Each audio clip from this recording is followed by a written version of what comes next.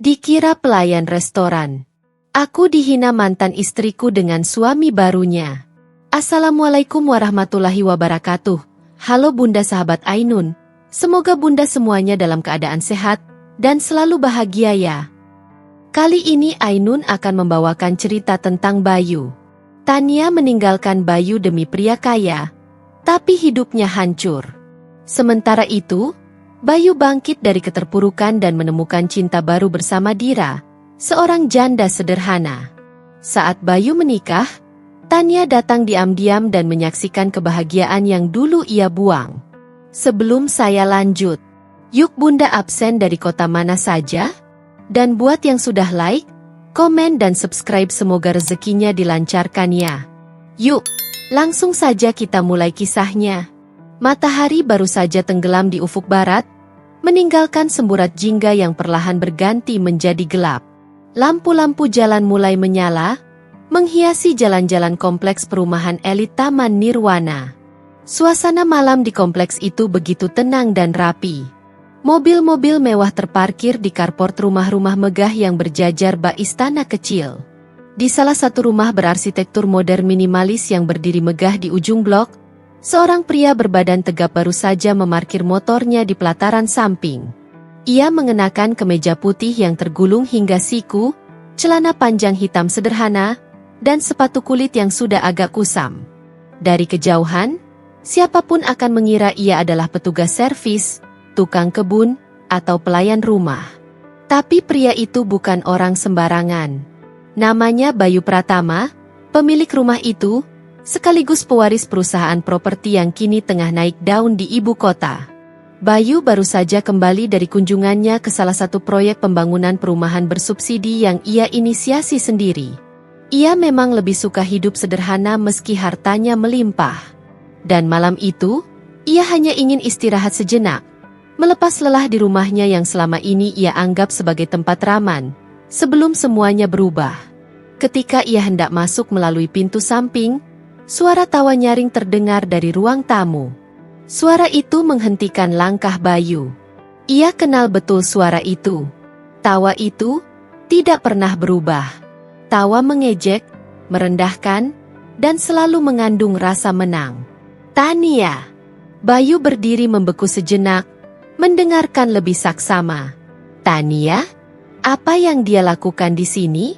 Tania adalah mantan istrinya. Wanita cantik berwajah tajam, dengan gaya bicara tajam pula. Mereka bercerai 3 tahun lalu, setelah Bayu memergokinya berselingkuh dengan seorang pria tua kaya raya. Tania meninggalkan Bayu tanpa beban, seakan pernikahan mereka tak pernah berarti. Dan kini, suara wanita itu kembali bergema di rumah Bayu sendiri. Dengan tenang, Bayu masuk ke dalam rumah. Ia memutuskan untuk tidak langsung muncul. Ia ingin tahu lebih dulu apa yang sedang terjadi. Dari balik pilar ruang makan yang terbuka, ia mengintip.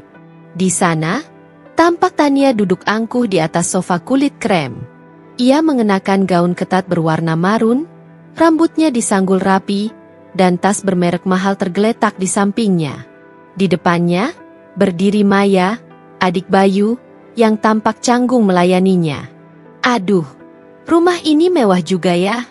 Gak nyangka kalian kerja jadi pelayan bisa tinggal di tempat sekeren ini, kata Tania sambil tertawa pelan, namun sinis. Matanya menyapu interior rumah, lalu menatap Maya dari atas ke bawah. Tapi ya, semua bisa disewa sekarang, kan? Rumah, mobil, bahkan gengsi. Maya menunduk, menahan amarah. Ia sudah mencoba menjelaskan bahwa rumah ini bukan sewaan, bukan rumah majikan, dan ia bukan pembantu siapapun. Tapi Tania terlalu sibuk menikmati ilusi dalam pikirannya sendiri.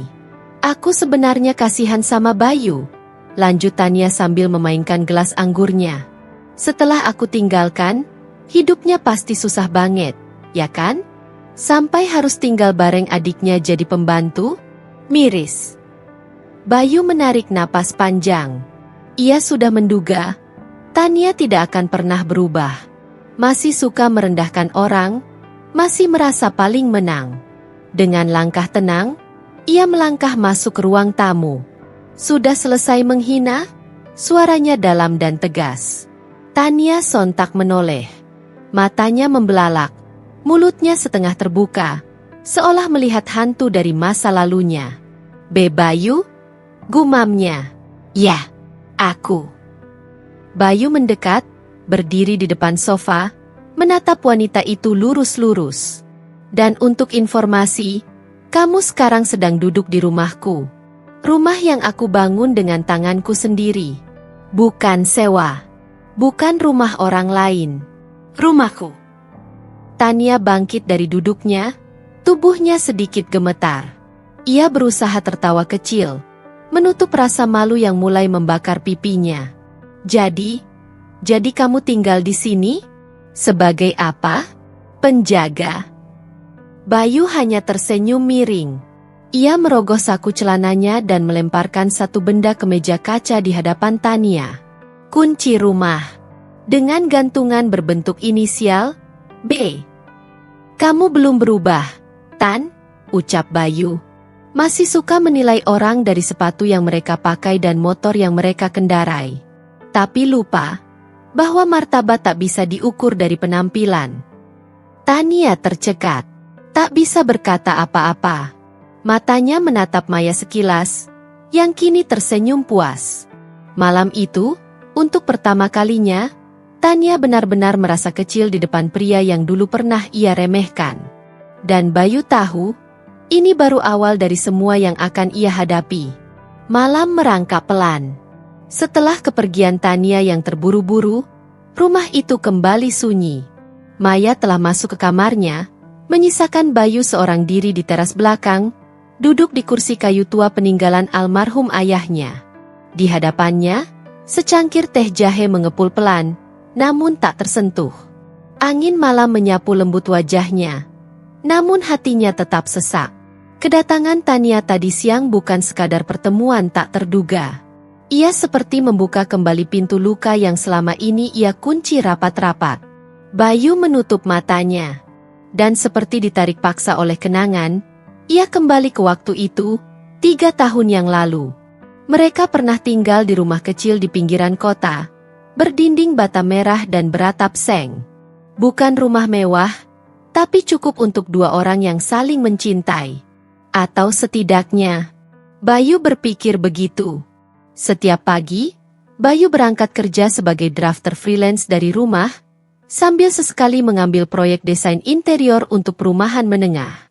Sementara Tania, istri yang ia cintai, bekerja sebagai kasir di sebuah butik eksklusif di pusat kota. Ia cantik, modis, dan selalu jadi pusat perhatian dimanapun berada. Awalnya, mereka tampak bahagia. Tapi segalanya mulai berubah ketika Tania mulai sering pulang larut malam, dengan parfum mahal yang tak pernah Bayu berikan. Ia mulai enggan menyentuh pekerjaan rumah, dan matanya kehilangan sinar setiap kali melihat suaminya yang pulang dengan wajah lelah dan kemeja kusut. Bayu, sampai kapan kita hidup begini? Kamu gak capek? Hidup pas-pasan terus? Ucap Tania suatu malam, dengan nada frustrasi. Bayu hanya diam. Ia tahu gilirannya menjawab bukan hari itu. Tapi Tania tidak menunggu jawaban. Hari-hari berikutnya menjadi semakin dingin. Bayu seperti tinggal dengan orang asing. Hingga pada suatu malam, sepulang kerja, ia mendapati Tania sedang berbicara di telepon. Ia terdengar manja, tertawa renyah, menyebut nama yang tak pernah ia dengar sebelumnya, Rio. Awalnya Bayu mencoba menyangkal, tapi kenyataan tak pernah bisa ditolak lama. Beberapa minggu kemudian, ia memergoki Tania duduk di kafe mewah bersama seorang pria parubaya dengan jas berkilau dan jam tangan seharga motor. Tangannya menggenggam tangan pria itu, bukan sekadar teman. Ketika Bayu menanyakannya malam itu, Tania tidak membantah. Ia malah berdiri dengan angkuh dan berkata, "Lelaki sepertimu, Bayu, terlalu sederhana untuk aku. Aku butuh hidup yang lebih. Aku lelah jadi istri tukang gambar yang penghasilannya gak pernah cukup buat beli tas impianku." Bayu terdiam. Ia tidak menangis, tapi seluruh tubuhnya gemetar menahan amarah dan kecewa. Kita udah nikah, Tan. Kita janji di depan penghulu, susah senang bareng. Itu janji yang kamu buat untuk hidupmu sendiri. Aku gak mau mati miskin bersamamu, Bayu. Kalimat itu menghantam Bayu lebih keras dari tamparan manapun. Dan keesokan harinya, Tania benar-benar pergi. Meninggalkan rumah kecil mereka bersama koper besar dan senyum sinis. Dalam hitungan minggu, surat cerai pun sampai di tangan Bayu. Dan benar saja, beberapa bulan setelah itu, berita pernikahan Tania dengan Rio Santoso, pengusaha tambang asal Kalimantan, tersebar luas di media sosial. Foto-foto mereka beredar, bulan madu ke Maladewa, pesta di Hotel Bintang 5, dan cincin berlian seukuran biji jagung di jari manis Tania. Sementara itu, Bayu tinggal sendirian. Hancur, patah, tapi diam-diam berjuang.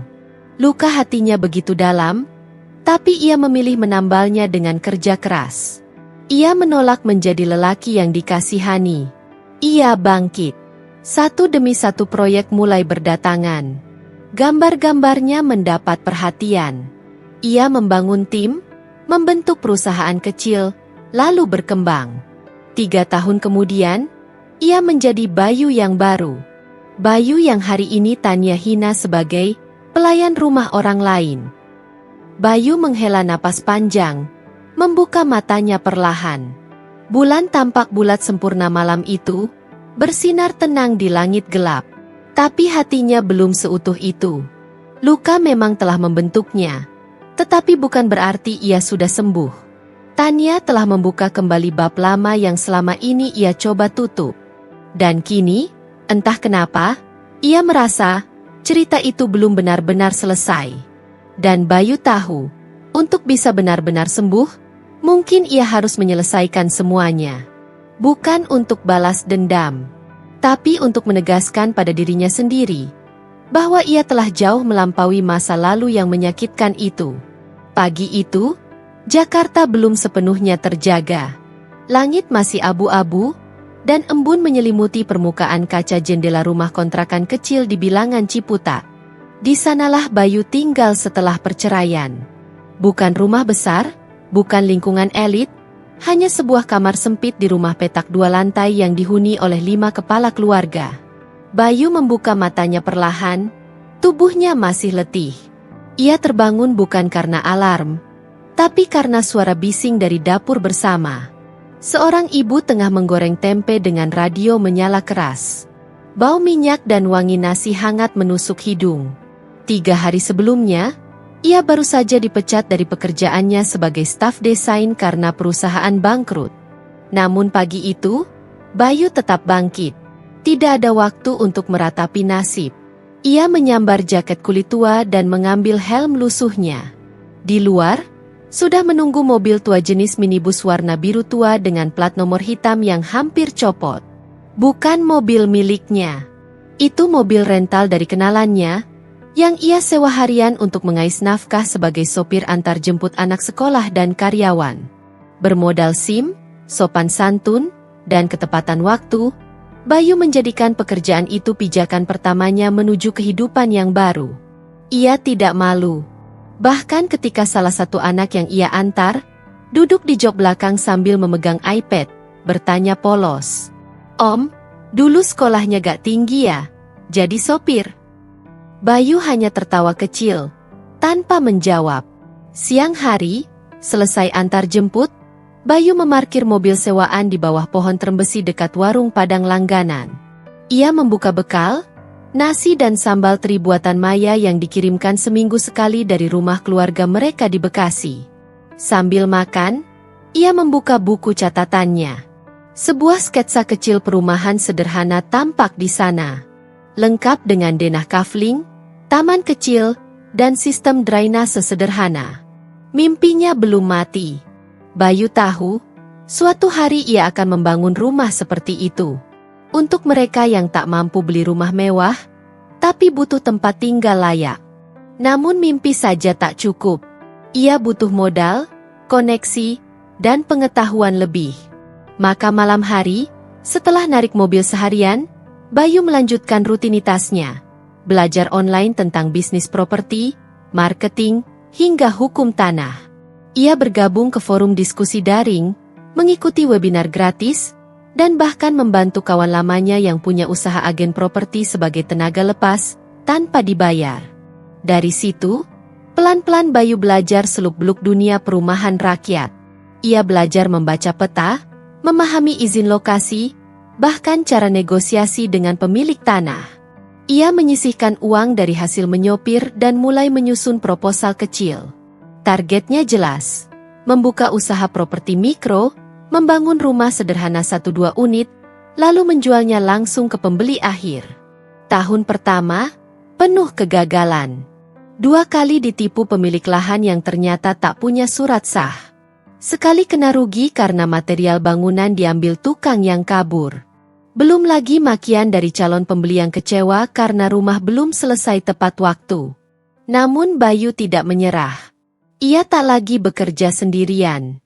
Perlahan ia merekrut 2 teman lama dari kampus arsitektur, Anton dan Rico, yang juga sedang berjuang hidup. Mereka sepakat membentuk tim kecil, cipta karya mandiri, usaha jasa desain dan pembangunan rumah murah dengan sistem cicil bertahap. Kantor mereka? Sebuah garasi kosong milik teman yang mereka ubah jadi ruang kerja sederhana. Meja bekas, papan tulis sumbangan, dan 1 unit laptop bekas adalah modal utama mereka. Dan di tahun kedua, keberuntungan mulai berpihak. Bayu mendapat kepercayaan dari seorang ustaz yang ingin membangun 2 unit rumah untuk anak-anak yatim binaannya. Dari situ, hasil kerja mereka mulai dikenal. 1 proyek kecil mengantar proyek lainnya. Reputasi mereka tumbuh pelan namun stabil. Bayu mulai bisa menyewa kantor kecil. Mobil sewaan diganti dengan mobil tua milik sendiri. Ia tak lagi hanya menjadi sopir, tapi pemimpin. Ia menginjakan kaki di dunia yang dulu hanya bisa ia lihat dari balik kaca. Tapi meski langkahnya mantap, Bayu tahu luka di hatinya belum sepenuhnya sembuh. Ia belum bisa benar-benar melupakan kalimat terakhir yang Tania ucapkan saat meninggalkannya. Kamu bukan siapa-siapa. Kamu tidak akan pernah jadi apa-apa.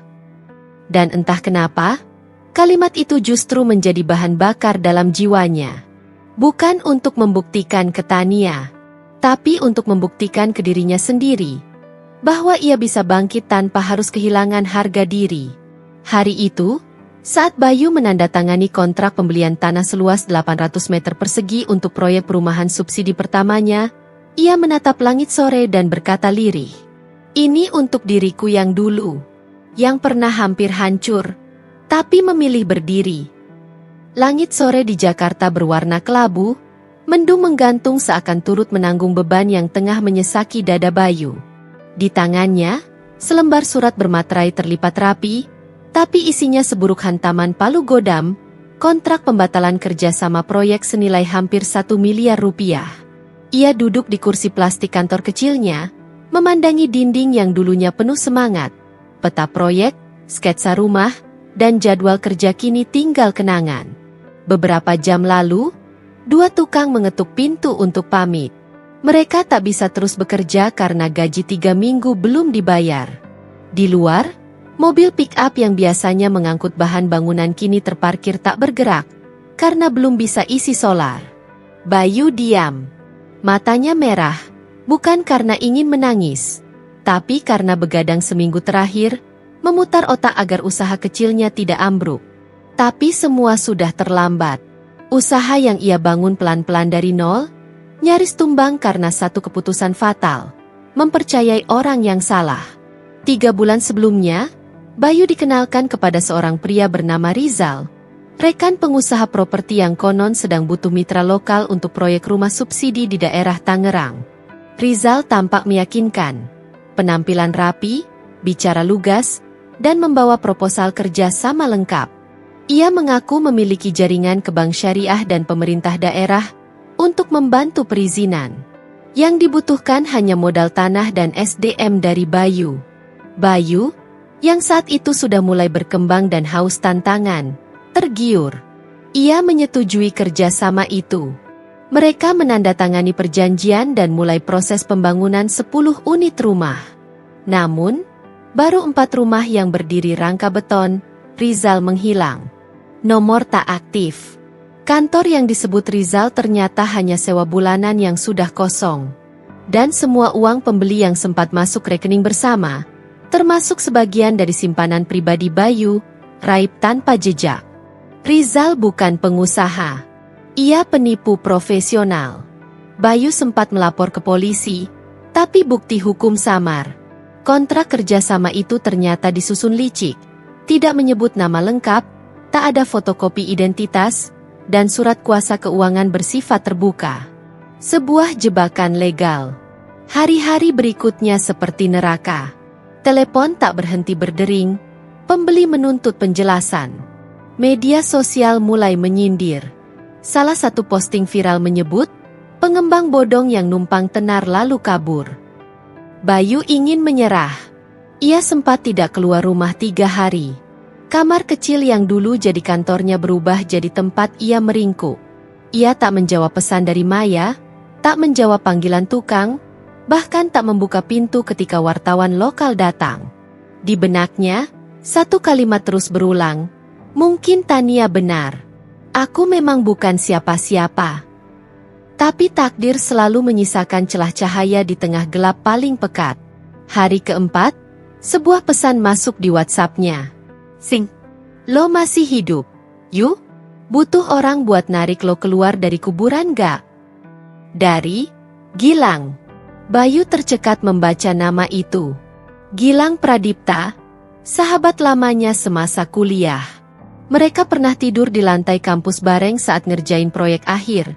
Pernah makan mie rebus berdua seminggu penuh saat akhir bulan. Tapi sejak lulus, mereka jarang kontak karena kesibukan masing-masing. Tanpa menunggu lama, Gilang datang ke kontrakan Bayu malam itu. Dengan gaya cuek khasnya, kaos polos dan jaket motor lusuh, ia langsung duduk dan berkata, "Lo boleh hancur, tapi jangan jadi pecundang. Dunia nggak akan berhenti cuma karena satu orang jahat. Lo pernah nolong gue dulu waktu gue hampir Sekarang giliran gue. Ayo bangun." Malam itu, mereka bicara hingga dini hari. Gilang yang kini bekerja di bidang konstruksi modular menawarkan kerjasama baru. Membangun rumah semi permanen murah dengan sistem knockdown, cocok untuk relokasi bencana dan perumahan cepat di daerah pinggiran. Bayu sempat ragu. Modalnya habis. Kepercayaannya pada orang pun hampir punah. Tapi Gilang menepuk bahunya. Lo nggak sendirian, Bey. Dan satu kegagalan bukan akhir dari segalanya. Lo pernah bangkit dari yang lebih parah. Keesokan harinya, Bayu bangun lebih awal dari biasanya. Ia mencuci wajah, memakai kemeja lamanya, dan menatap cermin retak di kamar mandi dengan mata tajam. Tak ada senyum, tapi ada tekad yang kembali menyala. Dengan modal kecil dari Gilang dan sisa bahan bangunan dari proyek yang gagal, mereka membangun satu unit rumah contoh di lahan pinjaman milik kerabat Gilang di Depok. Rumah itu kecil, hanya 36 meter persegi. Tapi desainnya fungsional, murah, dan cepat dibangun. Hanya butuh 9 hari. Mereka memotret rumah itu, membuat brosur, lalu membuka promosi daring dengan tagline. Rumah layak, harga masuk akal, dibangun dalam 10 hari. Tak disangka, 2 minggu kemudian, pesanan pertama datang dari lembaga zakat yang ingin membangun 20 unit untuk warga korban longsor di Sukabumi. Lalu disusul permintaan dari organisasi sosial di Cianjur, kemudian sebuah yayasan pendidikan di Bekasi. Bayu kembali berdiri.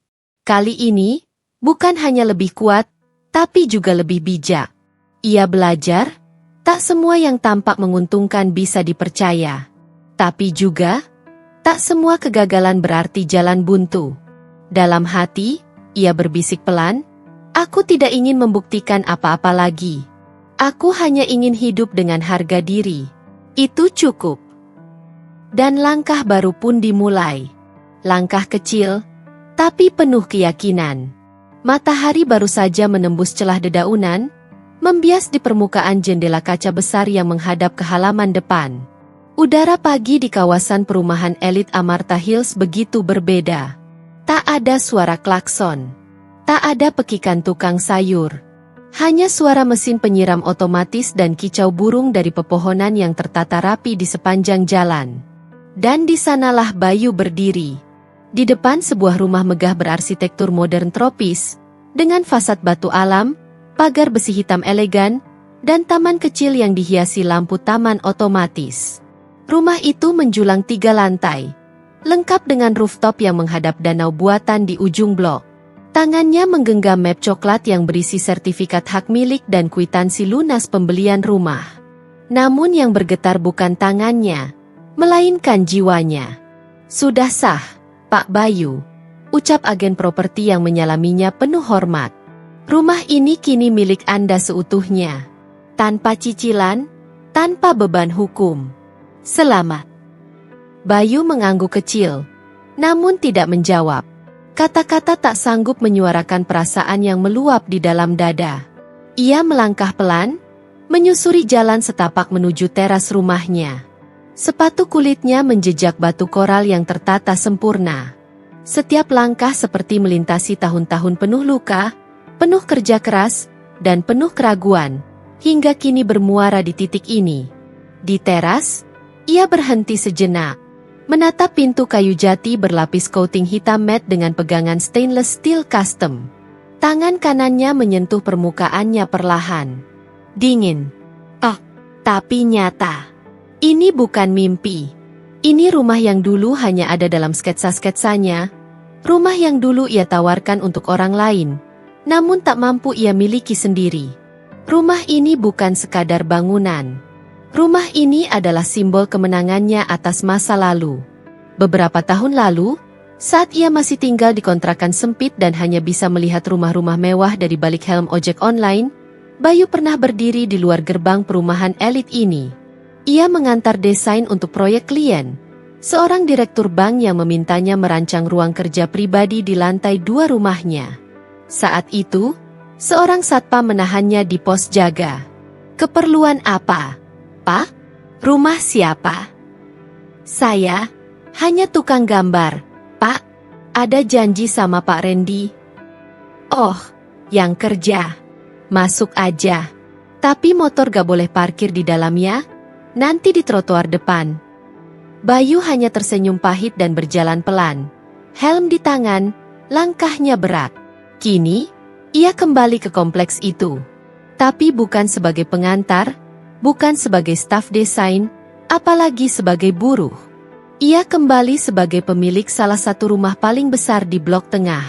Dan lebih dari itu, rumah ini dulunya pernah dikunjungi Tania, tanpa tahu bahwa pemilik sebenarnya adalah pria yang dulu ia hina. Rumah itu bukan hasil dari sekali loncatan bisnis. Bayu membelinya setelah bertahun-tahun mengembangkan cipta karya mandiri bersama Gilang. Setelah menjual proyek ke-30-nya di bidang rumah Knokdown, ia mendapat perhatian dari investor swasta dan lembaga sosial yang ingin bekerja sama dalam proyek skala besar, pembangunan hunian layak di kawasan terdampak bencana. Ia mulai menyimpan hasil keuntungannya bukan hanya untuk putaran modal, tapi juga untuk masa depannya sendiri. Ia tak membeli mobil mewah, tak berfoya-foya. Semua mengalir pelan tapi pasti. Dan ketika ia tahu salah satu rumah di Amarta Hills masuk pasar karena pemiliknya pindah ke luar negeri, Bayu tidak ragu. Ia menawar secara tunai. Dan tanpa diduga, tawarannya diterima. Bayu masuk ke dalam rumah. Lantainya terbuat dari marmer putih dengan urat halus, menyebarkan cahaya alami dari jendela besar di sisi kanan. Ia melangkah menuju ruang tengah yang kosong, lalu duduk di lantai. Di hadapannya, dinding tinggi menjulang dengan panel kayu dan lampu gantung kristal tergantung elegan di atasnya. Ia memejamkan mata, mengingat semua. Malam-malam begadang sambil menyekat air hujan yang bocor di kamar kontrakan. Hari-hari menahan lapar karena uang habis untuk bayar tukang. Rasa malu di hadapan orang-orang yang meragukannya. Ucapan sinis dari mereka yang hanya menilai dari apa yang tampak. Dan terutama wajah Tania. "Kamu bukan siapa-siapa. Kamu gak akan jadi apa-apa." Bayu menarik napas panjang. Hatinya tidak lagi sakit. Tidak ada kebencian. Hanya kelegaan. Seperti seseorang yang akhirnya sampai di ujung pendakian setelah bertahun-tahun tersesat dalam kabut. Ia bangkit dari duduk, lalu berkata pelan, "Aku tidak punya niat membalas. Tapi izinkan aku berdiri di tempat yang dulu kamu pikir tak mungkin aku capai." Beberapa hari kemudian, Maya datang membawa kunci duplikat rumah dan bingkisan kecil dari ibu kos lama mereka. Rumah itu mulai diisi perabot. Taman mulai ditanami. Dan perlahan, rumah itu menjadi hidup. Tapi Bayu belum ingin mengadakan syukuran besar. Belum ingin memamerkan apapun ke media sosial. Ia hanya mengundang beberapa sahabat lamanya. Termasuk Gilang, yang berdiri sambil menyeruput kopi di balkon lantai 2. "Gue gak kaget sih," ucap Gilang sambil menepuk pundaknya. "Gue tahu dari dulu lo bukan orang biasa. Lo cuma butuh waktu dan luka. Dan sekarang, lo punya segalanya." Bayu tersenyum. "Gue gak punya segalanya, Lang. Tapi gue punya satu hal yang dulu gak gue punya. Keyakinan bahwa gue pantas untuk bahagia." Rumah itu kini berdiri kokoh. Namun bukan dindingnya yang paling kuat, melainkan kisah di baliknya. Sebuah cerita tentang luka, kehancuran, kerja keras, dan kemenangan diam-diam. Dan Bayu tahu, meski ini adalah kemenangan besar, hidup masih terus berjalan. Tapi kini ia melangkah bukan lagi sebagai orang yang pernah ditinggalkan, tapi sebagai pria yang tak pernah berhenti berjuang. Gaun malam berwarna merah marun membalut tubuh Tania dengan sempurna. Lipstik merah menyala menghiasi bibirnya, dan anting berlian menggantung anggun di kedua telinganya. Di tangannya, segelas wine putih berkilau di bawah lampu gantung kristal restoran mewah di pusat Jakarta. Orang-orang melihatnya dengan takjub, terutama wanita-wanita di meja seberang yang membisikkan iri dan pria-pria berjas yang mencuri pandang. Ia tertawa kecil, menunduk manja pada pria di depannya, Rio Santoso, suaminya. Pengusaha tambang, berumur 15 tahun lebih tua darinya, tapi dengan kekayaan yang pernah membuatnya dielu-elukan di majalah bisnis. "Sayang, kamu bikin semua orang iri malam ini," kata Rio sambil mencium punggung tangannya. Tania hanya tersenyum. Dulu, ini yang ia impikan. Pesta-pesta malam kelas atas, liburan ke luar negeri, mobil mewah, tas branded, dan rumah bergaya Eropa di kawasan elit. Setelah meninggalkan Bayu, ia seperti naik ke tangga kemewahan yang tinggi, begitu tinggi hingga ia lupa menoleh ke bawah. Tapi kemewahan yang ia nikmati ternyata seperti bunga plastik, indah tapi tidak pernah hidup. Dan pelan-pelan, kelopaknya mulai gugur satu demi satu. Semua berubah sejak pandemi melanda 2 tahun lalu. Tambang batu bara milik Rio di Kalimantan terpaksa berhenti produksi. Proyek-proyeknya terhenti. Bank menagih pinjaman. Rio mulai menjual aset diam-diam. Mobil sportnya dilelang, apartemen simpanannya di Sudirman Park dijual, dan toko butik Tania di Pondok Indah Mall gulung tikar tanpa pemberitahuan. Awalnya, Rio masih mencoba mempertahankan gengsi. Ia masih muncul di pesta sosial, masih berfoto di depan mobil sewaan, dan masih mengenakan jam tangan mewah meski cicilannya sudah menunggak. Tapi di balik itu semua, amarahnya mulai tumbuh. Tania merasakannya pertama kali saat Rio membanting laptop karena email dari investor batal masuk. Perempuan itu cuma bisa menghabiskan uang. "Kamu gak tahu apa-apa soal susah?" bentaknya suatu malam saat Tania bertanya soal pinjaman baru. Tania mundur setengah langkah. Napas Rio berat, matanya merah, dan aroma alkohol menyengat. Sejak itu, Rio mulai berubah. Tidak lagi lembut, tidak lagi manja. Ia menjadi kasar, mudah meledak, dan memperlakukan Tania seperti boneka rusak yang bisa dibentak dan dibuang kapan saja. Kini, rumah megah mereka terasa seperti penjara. Salah satu art mereka sudah dipecat. Listrik pernah hampir diputus karena tunggakan.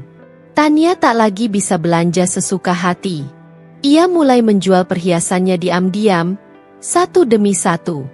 Dan lebih dari segalanya, ia mulai merasa sangat kesepian. Ia pernah mencoba bicara baik-baik, mengajak Rio berpikir rasional, menata ulang hidup. Tapi setiap percakapan selalu berakhir dengan cercaan dan tuduhan. Kalau bukan karena kamu minta hidup mewah terus, bisnis gue gak akan ambruk begini. Padahal, justru Rio lah yang selalu mengejar gaya hidup gemerlap. Ia yang memaksa tampil di mana-mana, mengajak Tania pamer rumah ke media sosial, dan membeli barang-barang mahal demi pengakuan. Tania hanya mengikuti arus, dan kini ia karam di dalamnya. Malam itu, setelah Rio pulang dalam keadaan mabuk dan tertidur di sofa, Tania berjalan menyusuri ruang tamu yang kini terasa asing. Foto pernikahan mereka masih tergantung di dinding. Tania memandangnya dalam diam. Wajahnya yang dulu tersenyum penuh kemenangan, kini terlihat menyedihkan. Ia menyentuh kaca bingkai foto itu dan berbisik lirih. Apa aku salah memilih jalan hidup? Bayangan masa lalu muncul pelan. Rumah kecil bersama Bayu. Malam-malam sederhana saat mereka menanak nasi bersama. Tertawa saat lampu padam dan makan mie rebus berdua di bawah cahaya lilin. Tania menggeleng. Ia membenci bayangan itu. Tapi kenangan itu tak bisa ia hapus. Bayu, sekarang kamu ada di mana? Esok paginya, ia membuka ponsel dan diam-diam mencari nama Bayu Pratama di media sosial. Ia terkejut ketika menemukan halaman perusahaan cipta karya mandiri yang mencantumkan nama Bayu sebagai founder. Lebih mengejutkan lagi, ia melihat foto Bayu berdiri di depan rumah mewah yang terasa familiar. Dunia Tania berhenti sejenak. Tidak mungkin. Itu rumah di Amarta Hills. Rasa penasaran bercampur malu dan penasaran semakin membuncah. Ia membuka semua unggahan perusahaan Bayu, membaca berita yang menyebut namanya sebagai pengusaha properti muda yang mengembangkan hunian layak dan proyek sosial. Untuk pertama kalinya, Tania menyadari betapa jauh ia tertinggal. Ia yang dulu merasa paling tinggi kini terperosok dalam hubungan yang penuh caci maki, sementara pria yang dulu ia tinggalkan kini berdiri di puncak, dengan tenang, dan tanpa sedikit pun menoleh ke belakang. Tania memandang wajahnya sendiri di cermin kamar mandi. Riasan mahal tak mampu menutupi kantung mata. Krim wajah tak menyembunyikan lelah yang menumpuk. Dan hatinya hancur dalam diam. Kalau waktu bisa diulang, bisiknya. Tapi waktu tak pernah bisa. Dan tanpa ia sadari, air mata mengalir perlahan. Bukan karena ia kehilangan uang, tapi karena ia kehilangan seseorang yang mencintainya tanpa syarat, yang ia remehkan demi mimpi palsu. Kini, ia hidup dalam rumah besar yang mulai kosong, bersama suami kaya yang telah bangkrut, dan kebenaran yang telat ia sadari. Kehidupan barunya bukan surga, melainkan ilusi yang perlahan berubah menjadi neraka. Kafe itu tidak terlalu ramai pagi itu. Seorang wanita bergaun putih elegan, bermakiap tipis namun berkelas, melangkah masuk sambil memegang map coklat di tangannya. Ia duduk di pojok ruangan, dekat jendela besar yang menghadap ke taman kota. Pandangannya sesekali mengarah ke pintu masuk, seolah menanti seseorang yang penting. Wajahnya menyimpan ketegangan, meski ia mencoba menyembunyikannya di balik senyum tipis. Tania. Dulu, ia adalah wanita yang dikagumi banyak orang. Parasnya menawan, penampilannya memikat, dan ia selalu tampak berada di puncak. Namun setelah badai menghantam kehidupannya bersama Rio, ia mulai merasakan kerasnya kenyataan. Bisnis Rio bangkrut, rumah disita, dan yang lebih menyakitkan, sifat asli Rio yang dulu tersembunyi di balik hadiah mahal dan janji-janji manis kini muncul seperti monster. Kekerasan demi kekerasan ia alami. Bukan hanya secara fisik, tetapi juga batin.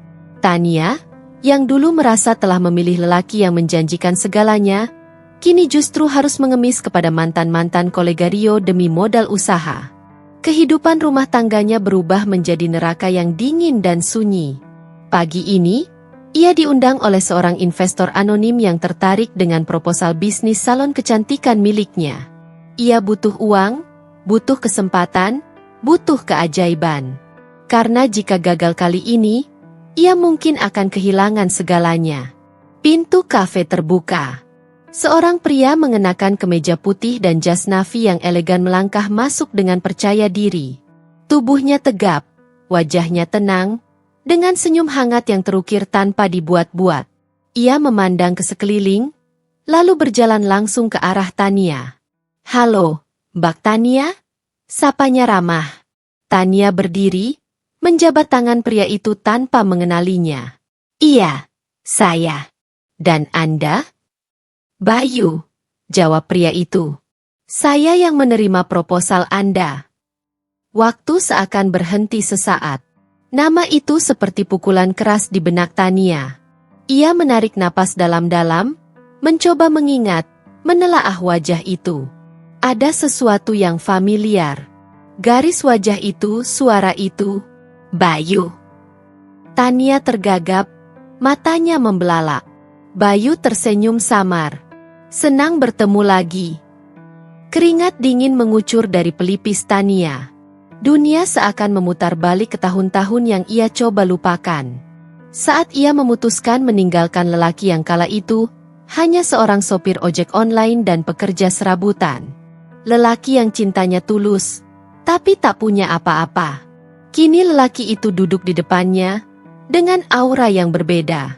Percaya diri, berkelas. Aku hampir tak mengenalimu," ujar Tania pelan. "Tak apa. Banyak hal yang berubah, ya?" Bayu menyesap kopinya, tetap tenang. Tania tersenyum kaku. "Kau sekarang menjalankan bisnis properti?" "Ya, kurang lebih begitu," jawab Bayu. "Dan saya sering berinvestasi di usaha kecil. Proposal Anda cukup menarik." Tania menggenggam map di tangannya dengan gugup. Suaranya mulai bergetar. "Bayu, aku tak tahu harus berkata apa." "Tak perlu berkata apapun, Tania. Hari ini, kita hanya bicara bisnis." Mata Tania memerah. Ia tahu, lebih dari sekadar bisnis, pertemuan ini adalah cermin dari semua keputusannya di masa lalu. Ia menatap wajah pria itu, mantan suaminya, pria yang dulu ia tinggalkan demi kehidupan mewah. Kini, justru pria itulah yang duduk sebagai pemilik kuasa. Jadi, Bayu membuka kembali proposal dan memandangnya tajam. "Sebelum saya putuskan apakah akan berinvestasi, saya ingin tahu satu hal. Apakah Anda benar-benar siap memulai dari nol? Tanpa kebohongan, tanpa topeng?" Tania menunduk. Untuk pertama kalinya dalam hidupnya, ia merasa telanjang di hadapan seseorang. Bukan karena tubuh, tapi karena egonya yang selama ini ia banggakan runtuh perlahan. "Ya, aku siap," bisiknya. Bayu hanya mengangguk. Namun dalam hatinya, ada badai yang tak berhenti bergemuruh. Bukan karena dendam, tapi karena luka lama yang belum sepenuhnya kering, kini kembali disentuh oleh pertemuan tak terduga ini. Dan ia tahu, ini baru awal dari perjalanan baru yang tak bisa ia hindari. Sejak pertemuan itu, Bayu tak pernah benar-benar hilang dari benak Tania. Setiap detik ia mengingat bagaimana pria yang dulu ia rendahkan kini tampil gagah, sukses, dan jauh lebih berkelas dari siapapun yang pernah ada dalam hidupnya. Ada perasaan tak nyaman yang tumbuh dalam hati Tania, antara penyesalan, cemburu, dan keinginan untuk memiliki kembali. Hari-hari berikutnya, Tania mulai mencari tahu lebih banyak tentang kehidupan Bayu. Ia menyewa seseorang untuk menggali informasi pribadi Bayu. Proyek yang sedang ia tangani, siapa saja mitranya, apakah ia sudah menikah lagi. Dari penyelidikan itu, ia tahu Bayu masih sendiri. Dan itu membuat ambisinya terbakar. "Aku bisa dapatkan dia kembali," gumam Tania di depan cermin, saat berdiri di dalam apartemen kecil sewaannya yang kini menjadi tempat tinggal setelah diusir dari rumah oleh Rio. Tapi dalam hatinya, niat Tania bukanlah cinta.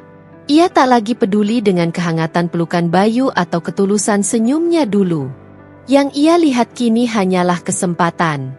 Kesempatan untuk kembali hidup mewah, untuk memulihkan harga dirinya yang hancur, dan untuk menunjukkan kepada dunia, terutama Rio, bahwa ia bisa bangkit dan menang dengan cara paling menyakitkan, merebut kembali pria yang dulu ia tolak dan menjadikannya miliknya lagi, sebagai bentuk balas dendam terhadap hidup. Suatu malam, Tania sengaja datang ke salah satu acara gala bisnis tempat Bayu dijadwalkan hadir sebagai pembicara. Ia mengenakan gaun hitam elegan, make up sempurna, dan riasan rambut yang menjadikannya tampak seperti sosialita papan atas. Ia berjalan dengan anggun, dan setiap langkahnya penuh perhitungan. Ia tahu Bayu akan melihatnya malam itu. Dan memang, saat Bayu menaiki panggung, pandangan mereka sempat bersirobok. Ada ketegangan di udara. Bayu hanya tersenyum tipis, lalu mengalihkan pandangan. Setelah acara selesai, Tania menghampirinya dengan sikap yang manis, tak terlalu frontal. "Selamat malam, Pak Bayu." Sapanya dengan nada sopan dan nada sedikit menggoda. Bayu menoleh, menatap wajah itu yang kini jelas-jelas dirias untuk menarik perhatiannya. "Tania, tak menyangka kamu hadir malam ini. Aku ingin belajar," katanya. "Dan mungkin mengenal lebih jauh orang yang pernah aku abaikan." Bayu menatapnya lekat-lekat. Ia tak bodoh. Ia tahu tatapan itu. Ia mengenal Tania terlalu baik untuk percaya begitu saja. Tapi ia memilih untuk tetap tenang. "Belajar, ya?" tanyanya dengan senyum samar. Tania mengangguk. "Ya, banyak hal dalam hidup yang baru aku sadari sekarang. Termasuk betapa berharganya orang yang dulu pernah hadir tulus dalam hidupku." Bayu terdiam. Hatinya bergetar sesaat, tapi akalnya segera menegur. Ia tahu, luka yang dulu Tania tinggalkan masih membekas. Ia belajar menjadi kuat bukan untuk kembali terluka oleh orang yang sama. Sejak malam itu, Tania semakin sering muncul. Ia seolah menjadi konsultan bisnis, kecil-kecilan, menawarkan kerjasama, membantu Bayu dalam hal-hal remeh. Ia pura-pura rendah hati, menyuguhkan dirinya sebagai perempuan yang sudah berubah dan tulus. Namun di balik senyuman dan perhatian-perhatian kecilnya, ada rencana yang perlahan ia bangun. Ia menyusun strategi untuk merebut hati Bayu, dan setelah itu, merebut seluruh asetnya. Ia mencatat siapa saja rekan bisnis Bayu, menelusuri kelemahan dalam jaringan usahanya, bahkan diam-diam mencoba menyusup ke lingkungan personal Bayu. Ia ingin masuk, bukan hanya ke hidup Bayu, tapi ke dalam kontrol penuhnya. Sebab dalam pikirannya, jika ia tak bisa memiliki hidup mewah lewat Rio, maka ia akan mendapatkannya dengan menjadi pendamping resmi pria sukses bernama Bayu, dan kelak menjatuhkan dia juga. Di sisi lain, Bayu mulai curiga. Ia merasa ada yang ganjil. Tatapan Tania terlalu manis, sikapnya terlalu lembut. Ia tahu Tania bisa bersandiwara, tapi bagian dari dirinya, bagian kecil yang masih menyimpan bayang-bayang cinta masa lalu, mencoba menolak kecurigaan itu. Suatu malam, Bayu duduk di ruang kerjanya, menatap layar laptop yang berisi laporan keuangan dan jaringan proyeknya. Ia menghela napas panjang. Tangannya meraih gelas kopi yang mulai dingin. "Apa kau sungguh berubah, Tania? Atau ini hanya permulaan dari luka baru yang akan kau tinggalkan lagi?" Ia tahu jawabannya akan segera datang, entah sebagai kejutan atau kehancuran baru. Hari itu hujan turun tanpa henti, membasahi kota yang sibuk dengan lalu lalang manusia. Tania duduk sendirian di dalam mobil pinjaman yang ia sewa untuk tampil lebih terhormat di depan Bayu. Tangannya menggenggam map tebal berisi proposal kerjasama yang ia susun rapi, penuh dengan alasan untuk mendekat dan mencari celah masuk ke dunia pria yang dulu ia campakkan. Namun, malam ini ia tidak datang untuk berpura-pura. Tidak untuk menjilat luka lama atau menyusun strategi baru. Melainkan untuk menyerah. Tania akhirnya tahu. Semua usaha manipulasi yang ia lakukan gagal. Ia tak bisa menembus dinding kokoh yang dibangun Bayu. Ia tak lagi melihat lelaki itu seperti dulu, pria yang bisa ditaklukkan dengan senyuman dan rayuan. Bayu kini berdiri dengan wibawa dan integritas yang jauh dari jangkauan Tania. Ia menjadi sosok yang bahkan tak bisa disentuh oleh masa lalu. Dan puncaknya datang saat ia melihat Bayu dalam acara amal yang diadakan oleh yayasan milik perusahaan Bayu sendiri. Di atas panggung, Bayu berdiri memberi sambutan hangat. Ia tak hanya sukses sebagai pebisnis, tapi juga menjadi dermawan yang dihormati banyak orang. Yang membuat hati Tania hancur, bukan hanya itu. Tapi saat ia melihat seorang wanita berhijab anggun, sederhana namun penuh wibawa, berdiri di samping Bayu. Wanita itu dikenalkan sebagai tunangan Bayu, seorang dokter muda yang cerdas dan penuh empati. Saat wanita itu menggandeng lengan Bayu dan tersenyum padanya, ada sesuatu dalam diri Tania yang runtuh. Ia kalah. Dan untuk pertama kalinya, ia benar-benar menyadari bahwa ia telah kehilangan sesuatu yang tak tergantikan. Bukan karena hartanya, bukan karena statusnya, tetapi karena kejujuran dan cinta tulus yang dulu pernah ia buang. Malam itu, Tania memberanikan diri menemui Bayu secara pribadi. Ia menunggu di depan kantornya, menolak untuk dijemput oleh sopir atau datang dengan fasilitas mewah palsu seperti biasanya. Ia ingin datang sebagai dirinya yang asli, seorang wanita yang penuh kegagalan, keangkuhan, dan penyesalan. Bayu turun dari mobilnya dan sedikit terkejut melihat Tania di sana. Berdiri di bawah lampu jalan dengan payung kecil yang meneduhkan wajahnya yang basah oleh air hujan. "Bayu, aku ingin bicara sebentar," ucap Tania lirih. Bayu menatapnya sejenak, lalu mengangguk pelan. Mereka duduk di kedai kopi kecil dekat kantor, jauh dari keramaian dan formalitas. "Aku tahu, aku pernah menyakitimu. Bahkan mungkin aku tidak pantas berada di hadapanmu sekarang," ujar Tania membuka percakapan. Suaranya bergetar. "Tapi aku harus jujur. Aku datang bukan lagi untuk pura-pura. Aku benar-benar menyesal." Bayu diam. Ia menatap Tania tanpa emosi berlebihan.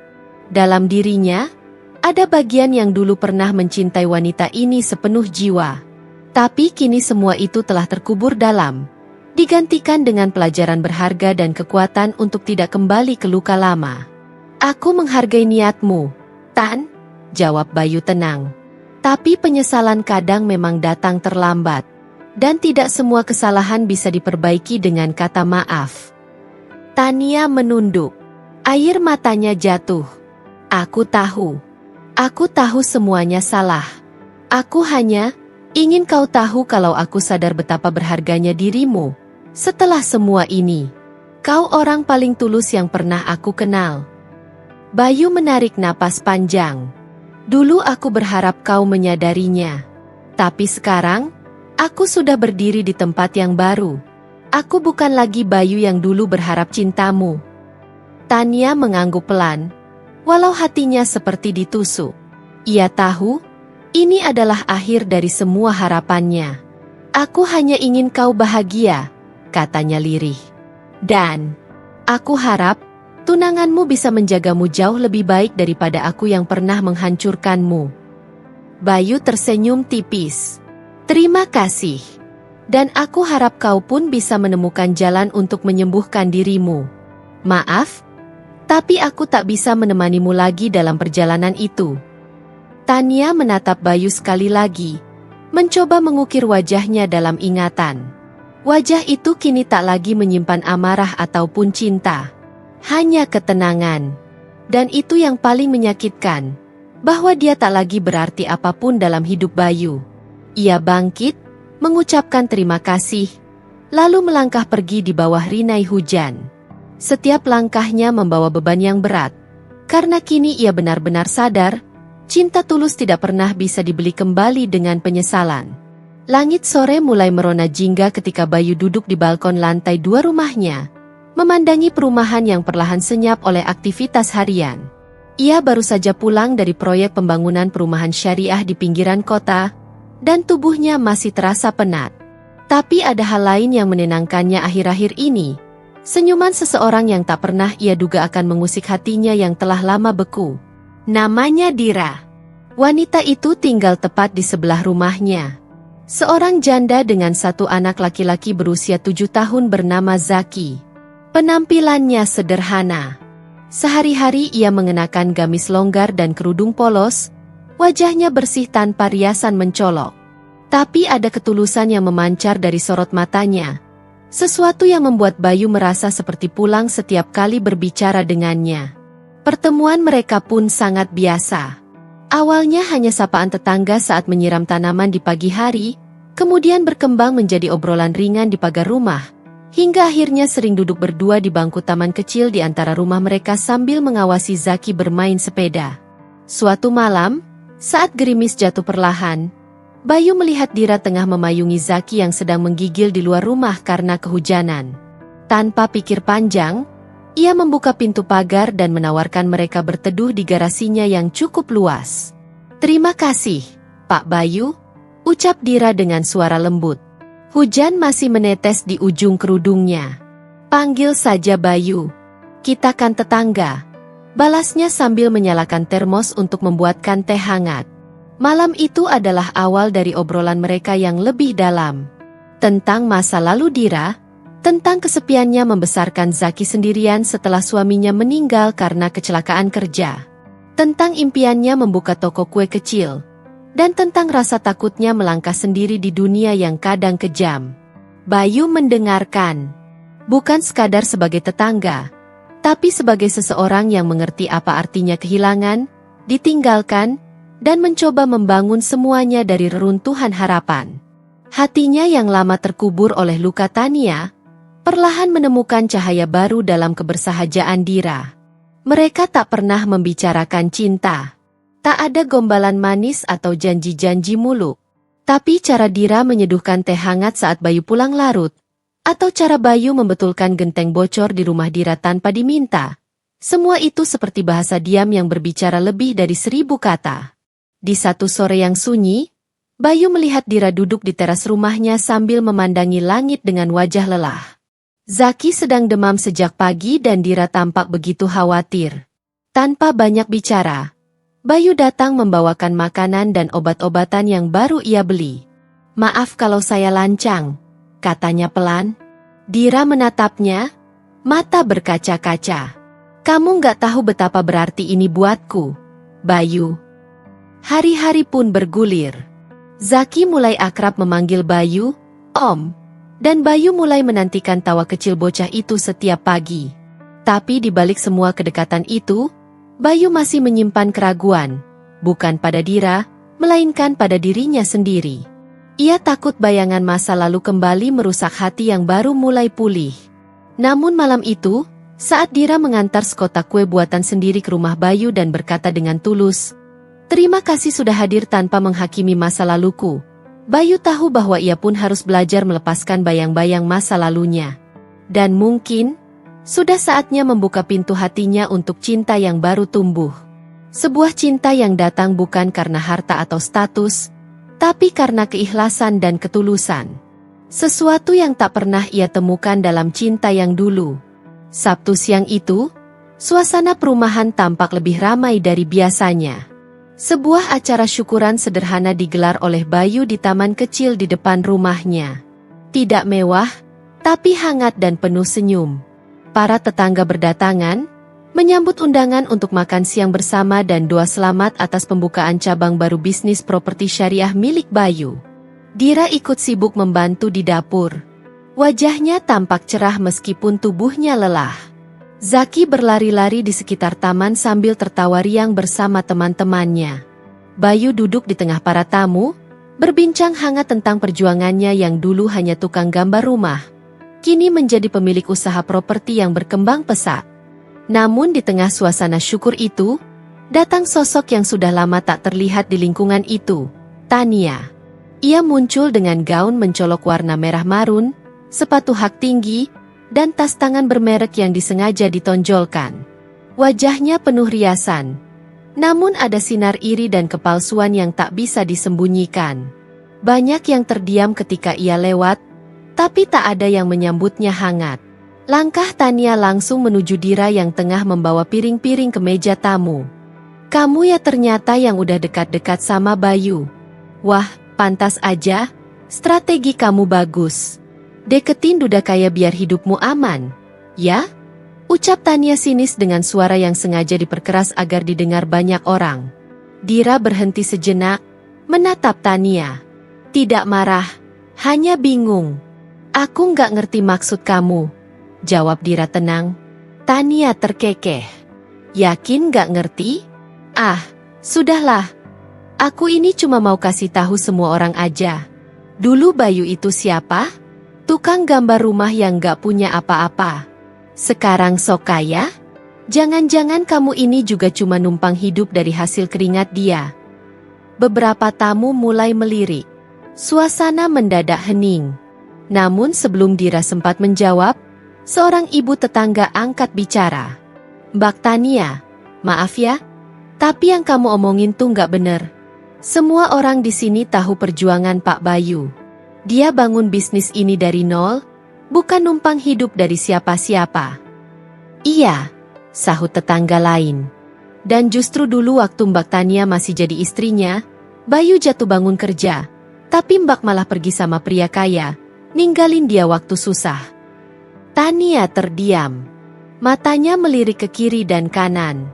Beberapa orang mulai berbisik-bisik. Ia berusaha menahan malu tapi mulutnya masih mencoba membela diri. Kalian gak tahu apa-apa. Aku dulu hanya ingin hidup lebih layak.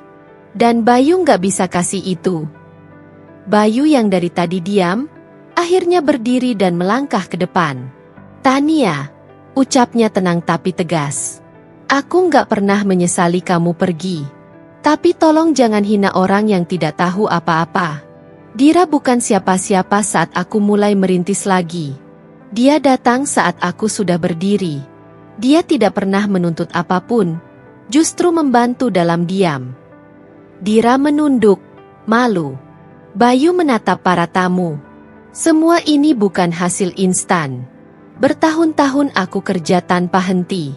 Saat semua orang menutup pintu, justru lingkungan sini yang menyambut aku dan anakku seperti keluarga. Aku bangga bisa berbagi hari ini, bukan karena keberhasilannya, tapi karena kalian semua ikut jadi saksi perjuangan itu. Seseorang mulai bertepuk tangan, disusul yang lain, hingga suara riuh tepuk tangan memenuhi taman itu. Tania berdiri kaku, wajahnya merah, antara marah dan malu. Ia sadar, rencananya mempermalukan Dira malah menjadi bumerang. Ia ditelan kenyataan, harga dirinya sudah tak lagi dihormati. Bukan karena status atau penampilannya, tapi karena pilihan dan sikapnya di masa lalu. Saat ia berbalik meninggalkan keramaian dengan langkah tergesa, Zaki tanpa sadar menunjuk dan berkata polos, "Om, itu tante yang dulu marah-marah ya? Dia nggak suka Mama Dira ya?" Semua tersenyum, tapi Bayu hanya menggeleng pelan.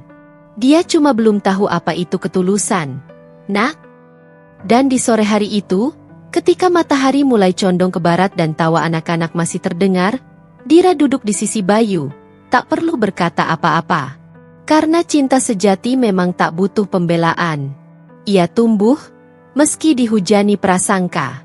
Langit sore tampak syahdu, berwarna keemasan seperti lukisan yang sedang diberkahi. Udara semilir membawa harum bunga melati yang dirangkai dengan tangan-tangan lembut tetangga sekitar. Di halaman rumah mewah yang selama ini berdiri megah namun sepi, hari ini terasa penuh kehidupan. Tenda putih berdiri anggun, dihiasi dengan bunga segar, lampu-lampu kecil menggantung lembut, menciptakan suasana hangat yang tak dibuat-buat. Bayu, berdiri dengan setelan jas sederhana warna abu-abu gelap, menyambut para tamu yang datang satu persatu. Wajahnya tenang, ada kebahagiaan yang tak berlebihan tapi terasa tulus. Di sampingnya, Dira mengenakan kebaya putih yang anggun. Riasannya tipis, tak berlebihan, tapi cukup untuk menunjukkan betapa cantiknya ia, dengan kesederhanaan yang memancar dari dalam hati. Di antara mereka berdiri seorang anak laki-laki kecil, putra Dira, yang memegangi tangan Bayu seolah tak ingin dilepaskan. Pernikahan itu tak megah, tapi penuh makna. Tidak ada pesta mewah seperti di Hotel Bintang 5, tidak ada tamu dari kalangan selebriti atau pejabat, tapi suasana hari itu jauh lebih sakral dari yang pernah Bayu bayangkan seumur hidupnya. Namun di balik keramaian dan tawa para tamu, di balik pohon Kamboja tua di seberang jalan, berdiri sosok wanita bergaun merah anggur. Kacamata hitam menutupi separuh wajahnya, tapi tak cukup menyembunyikan sorot matanya yang redup. Tania berdiri di sana, diam-diam, tanpa undangan, tanpa keberanian untuk melangkah lebih dekat. Rambutnya yang kini mulai kusut tertiup angin, dan tubuhnya terlihat lebih kurus dari biasanya. Dia hanya menatap. Tak ada air mata, tapi matanya kosong. Tatapan itu seperti menembus ke masa lalu. Kesaat ia dengan pongah meninggalkan Bayu demi Rio yang kini sudah entah kemana. Kesaat dia mengejek rumah-rumah kecil, mengolok gaji pas-pasan Bayu, dan menyebut cinta itu tak cukup membuat perut kenyang. Ia telah membayar semuanya. Tania menggenggam undangan yang dicetak digital, didapatkannya dari sosial media milik teman lama. Di sana tertulis nama Bayu dan Dira. Tak ada nama dirinya. Tak akan pernah ada lagi. Bayu melihatnya sekilas, tapi ia tidak bereaksi. Hanya menatapnya sebentar, lalu menunduk dan menggenggam erat tangan Dira, kemudian tersenyum. Bukan senyum mengejek, tapi senyum yang menunjukkan bahwa hidupnya telah benar-benar beranjak dari semua luka dan kebodohan masa lalu. Setelah ijab kabul selesai dan tamu mulai makan, Bayu berdiri di teras rumahnya. Ia memandang ke halaman, ke seluruh sudut rumah yang dulu ia impikan saat hanya mampu mengontrak kamar sempit. Kini rumah itu miliknya. Bukan sekadar harta, tapi rumah tempat hati dan cintanya pulang. Tania masih berdiri di sana. Tapi kini punggungnya membelakangi rumah. Langkahnya pelan, menyusuri trotoar. Tak ada yang memanggilnya, tak ada yang menahannya. Ia datang sendiri dan pergi sendiri. Rumah yang dulu pernah ia tinggalkan kini menjadi saksi bahwa takdir telah berputar. Bukan balas dendam yang mengalahkannya, tapi waktu dan penyesalan yang tak lagi bisa ditebus. Di dalam rumah, Dira menyambut Bayu dengan senyum. Anak kecil itu berlari ke arahnya dan memeluk kakinya sambil tertawa. Dan Bayu tahu, untuk pertama kalinya dalam hidupnya, ia benar-benar pulang ke rumah. Rumah yang dulu pernah ditinggalkan seseorang, kini menjadi tempat cinta tumbuh dan tidak akan pergi lagi.